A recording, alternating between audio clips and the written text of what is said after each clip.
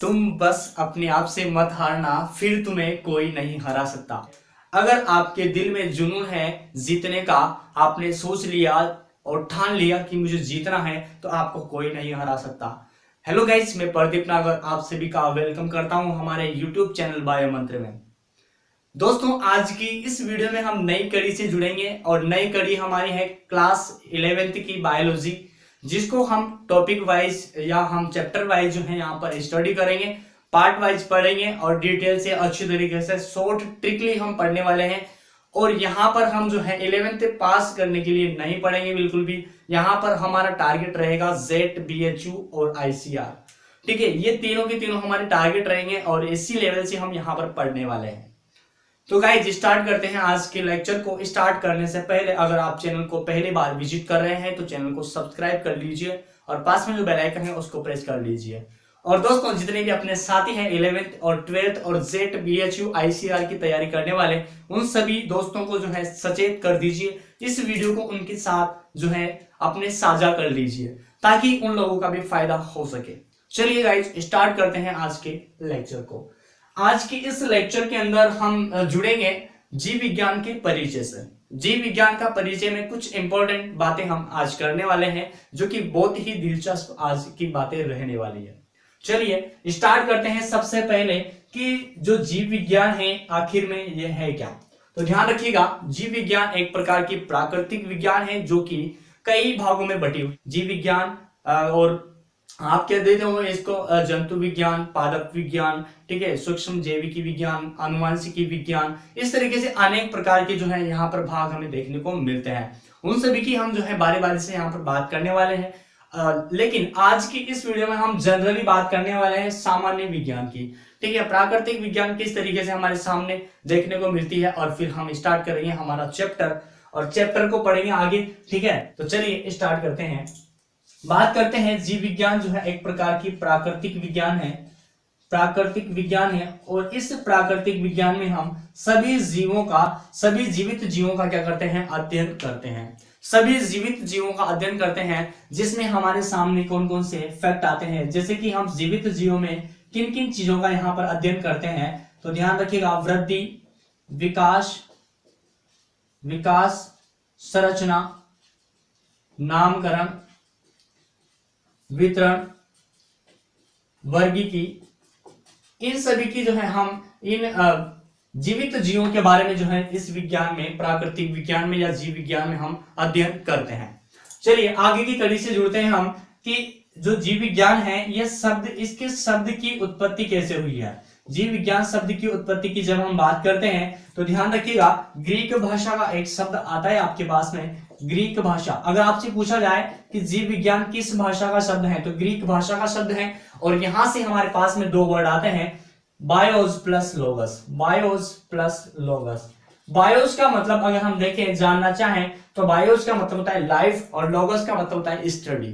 ठीक है, कहने का मतलब यह है कि इसका जो अर्थ होता है वो होता है जीवन का अध्ययन करना, जीवन का अध्ययन करना, जीवन का अध्ययन करना।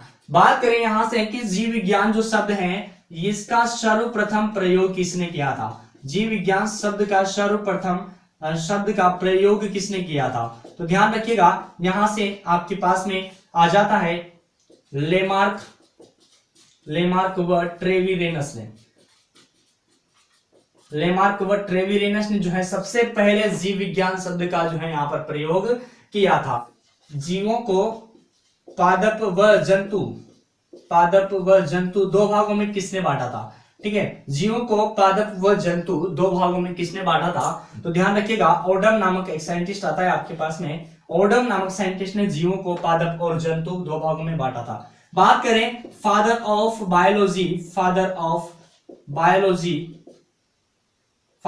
बायोलॉजी की बात करते हैं यहां से, बायोलॉजी, या आप कह सकते हैं यहां पर जूलॉजी।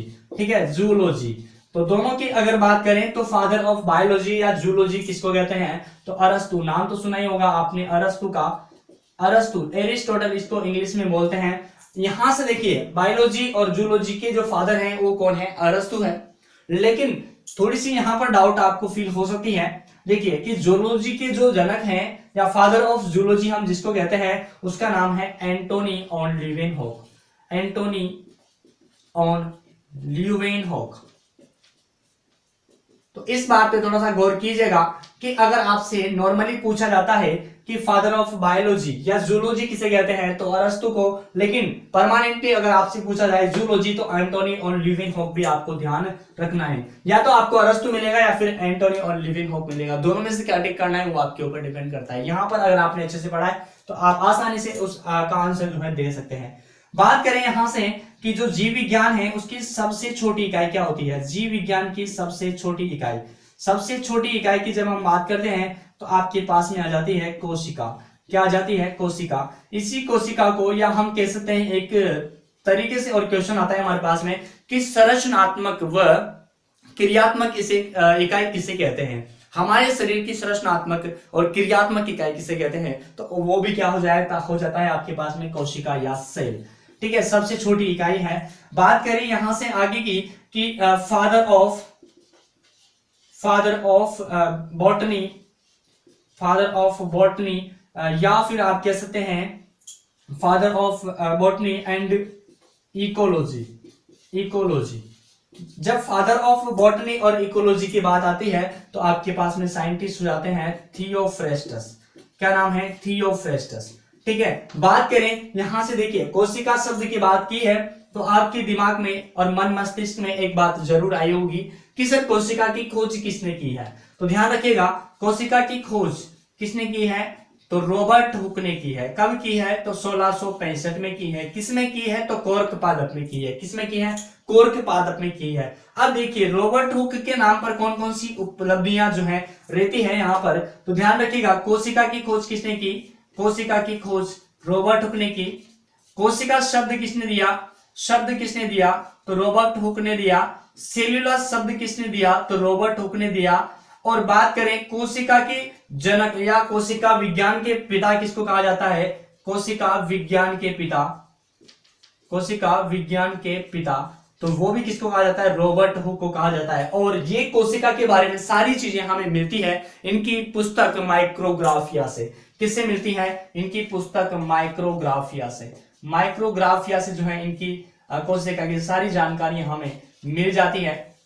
नेक्स्ट बात करते हैं हम यहां पर जंतु विज्ञान की। जब हमने बात की थी जूलॉजी या जंतु विज्ञान की, जब हमने बात की थी तो इसके संदर्भ में कुछ बातें हम कर लेते हैं। एंटोनी ऑन लीवेनहॉक ने की हमने बात यहां से की है। एंटोनी ऑन लीवेनहॉक की जब हमने बात की है तो इनके नाम पर कौन कौन से, देखिए जो कोशिका की जंतु कोशिका की खोज की है इन्होंने, जंतु कोशिका की खोज की है, ये कब की है तो ध्यान रखिएगा 1676 में। कब की है? 1676 में की है। बात करें एंटोनी ऑन लीवेनहॉक के जो नाम है इनका, जो ये व्यक्ति है इनके नाम पर कौन कौन सी उपलब्धियां जो है इन्होंने अपने नाम पर दर्ज करा रखी है। तो ध्यान दीजिएगा यहां से रक्त की जो खोज है आरबीसी जो होती है, रक्त की खोज जो है या आरबीसी की खोज जो है किसने की है? आपके जंतु कोशिका या फिर हम कह सकते हैं एंटोनी ऑन लीवेनहॉक ने की है। ठीक है, नेक्स्ट बात करते हैं शुक्राणु की खोज किसने की है तो शुक्राणु की खोज भी किन्होंने की है? एंटोनी ऑन लीवेनहॉक ने की है। प्रोटोजोआ की खोज किसने की है तो ये भी इन्होंने की है। और बात करें जीवाणु की खोज किसने की है तो जीवाणु की खोज भी इन्होंने की है।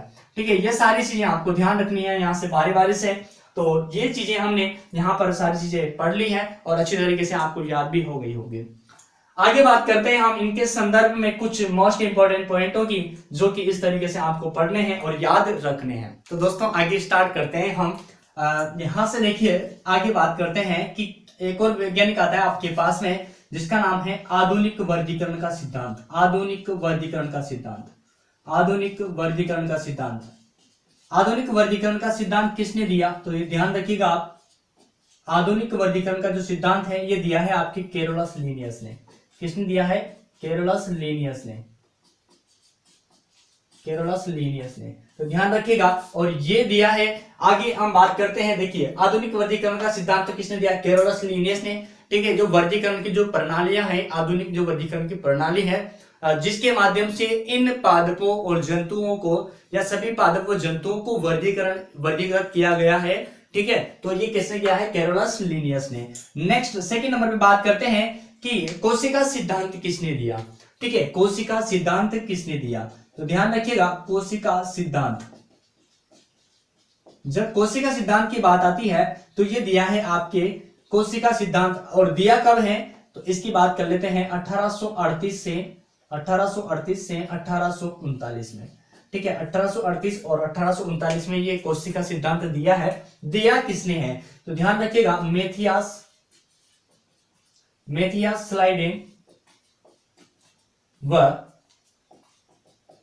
थियोडोर स्वान,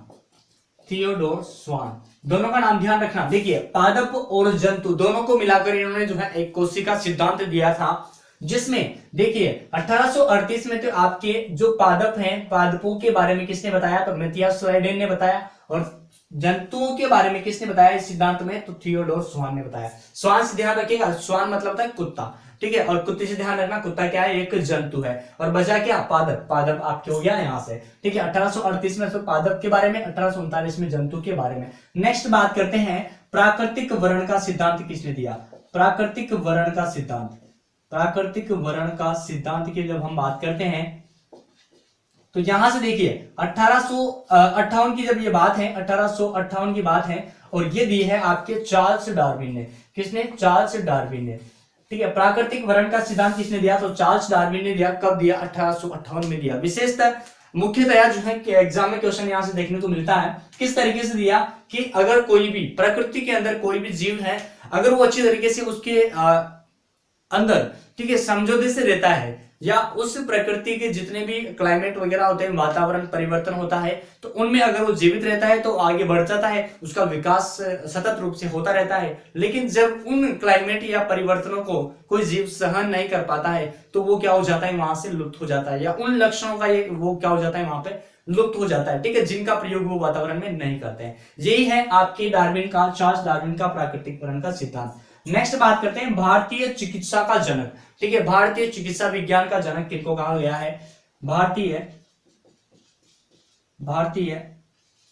चिकित्सा विज्ञान का जनक, भारतीय चिकित्सा विज्ञान के जनक की जब बात आती है तो यहां पे आ जाता है आपके महर्षि चरक, और इनका एक ग्रंथ है जिसका नाम है चरक संहिता नामक जो है ग्रंथ इनका है। तो ध्यान रखिएगा, चरक संहिता ग्रंथ किसका है, महर्षि चरक का, और भारतीय चिकित्सा विज्ञान के जनक कौन है, महर्षि चरक है। नेक्स्ट बात करते हैं प्लास्टिक सर्जरी के जनक, प्लास्टिक सर्जरी के जनक की जब बात आती है, ठीक है, जब कहीं पे हमारे जो है टूट फूट हो जाती है तो उसमें हम जो है इधर उधर की चमड़ी को काट के उसमें लगा देते हैं, उसी को हम बोलते हैं प्लास्टिक सर्जरी। बात करते हैं शल्य चिकित्सा। ठीक है, जब टूट फूट हो जाती है, लग जाती है, तो कौन के मेरे में लगाता है, कौन क्या करता है, तो ये आपकी कौन से वैज्ञानिक हो जाते हैं, यहाँ से प्लास्टिक सर्जरी या शल्य चिकित्सा के जनक कौन है, आपके हो जाते हैं सुश्रुत। कौन हो जाते हैं, सुश्रुत। और इनका एक ग्रंथ है जिसका नाम है सुश्रुत संहिता। क्या नाम है, सुश्रुत संहिता। ध्यान रखिएगा, सुश्रुत संहिता। बात करते हैं, देखिए जो सुश्रुत संहिता है ये अरबी भाषा में इसका सबसे पहले अनुवाद किया गया था। ठीक है, 8वीं शताब्दी में अरबी भाषा में इसका अनुवाद किया गया था, 8वीं शताब्दी में किताब ए सुश्रुत के तौर पे। ठीक है, जो कि काफी ज्यादा जो है लोकप्रिय उस टाइम 8वीं शताब्दी में रही है। नेक्स्ट बात करते हैं विद्युत संकेतों का प्रभाव, ये किसने दिया है। ठीक है, विद्युत संकेतों का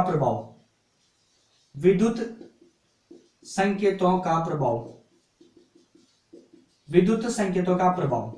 तो ध्यान रखिएगा, आपने नाम तो सुना ही होगा यहां पर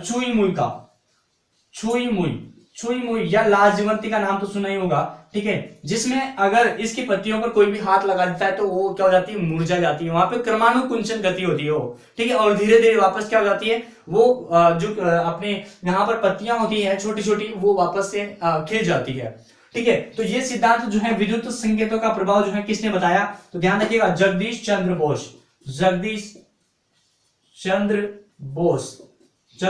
बोस ने बताया है। ठीक है, बात करें यहां से भारतीय पादप भ्रूणिकी का जनक किसको कहा जाता है, भारतीय पादप भ्रूणिकी का जनक, भारतीय पादप भ्रूणिकी का जनक किसको कहा जाता है, भारतीय पादप भ्रूणकी का जनक किसे कहा जाता है? तो ध्यान रखिएगा, doctor Panchanan Maheshwari.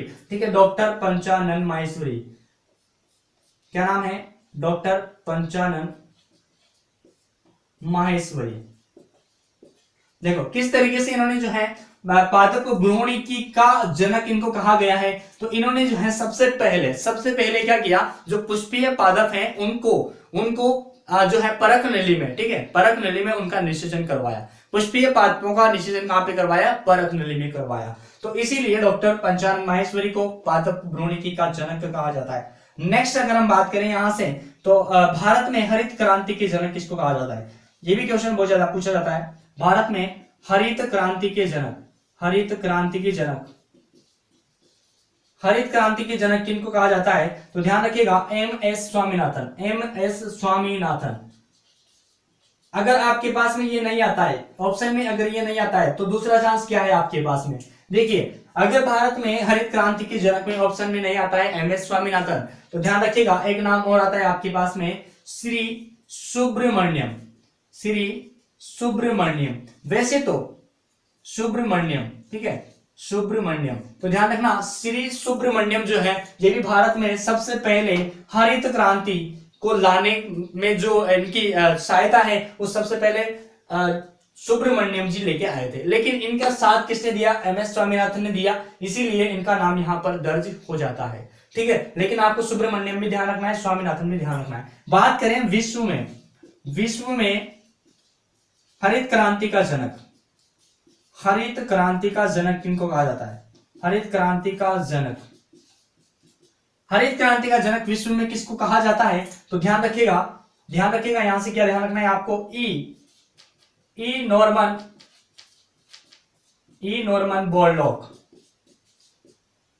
Norman Borlaug को जो है भारत विश्व में हरित क्रांति का जनक यहां पर कहा जाता है। तो दोस्तों, आई होप आपको ये वीडियो अच्छी लगी होगी। दोस्तों, कमेंट में कुछ साथियों की जो है मांग रही थी यहाँ पर 11वीं क्लासेस की बायोलॉजी पढ़ाने के लिए, तो उसको शुभारंभ हमने कर दिया है आज से। और अब आपकी बारी है कि आप किस तरीके से इस वीडियो को, या फिर 11th क्लास की जितनी भी वीडियो है हमारे चैनल पर, जितने भी वीडियो हैं उनको किस तरीके से आप जो है सपोर्ट देते हैं, अपना प्यार और मोहब्बत जताते हैं। तो देखता हूं मैं भी। ठीक है, इसी के साथ में आज की वीडियो यहीं पर विराम देते हैं।